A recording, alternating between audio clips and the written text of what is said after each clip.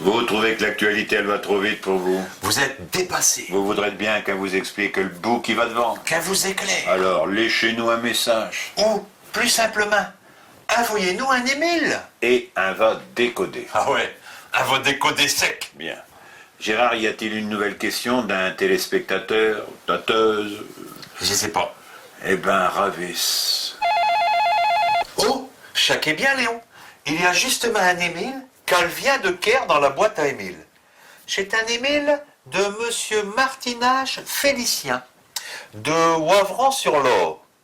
Bonjour, je voudrais savoir quoi et qu'est-ce au sujet que j'ai entendu parler qu'en allant donner des sous à des médecins pour aller dans le désert.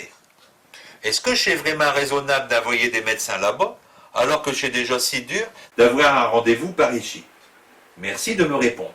Et félicitations à Gérard, qu'il est notre guide dans le désert de la connaissance. Bien, eh bien, Félicien, nous sommes à mesure de vous expliquer le dallage.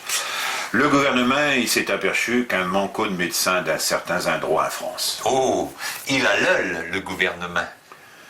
Un étudiant en médecine, quand il a fini ses études, il faut qu'il cherche un endroit pour s'installer. Pour poser ses bagages. Voilà, pour ouvrir un cabinet. Parce qu'il est pressé. Un cabinet pressé.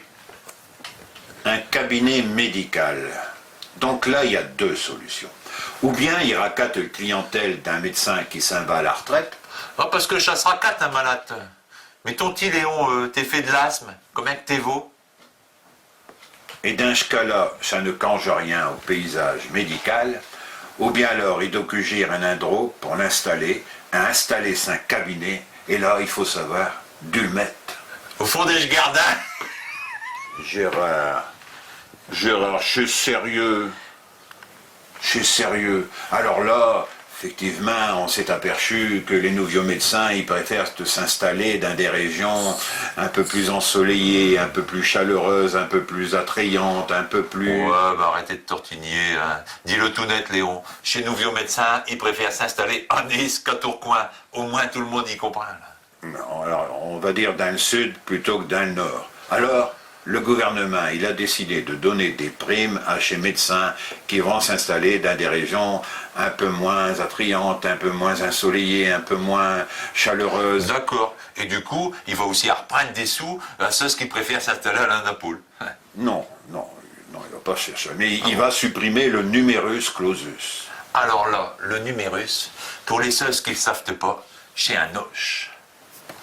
Non, c'est pas ça. Le numerus clausus, c'est ce qui empêche d'avoir plus de médecins.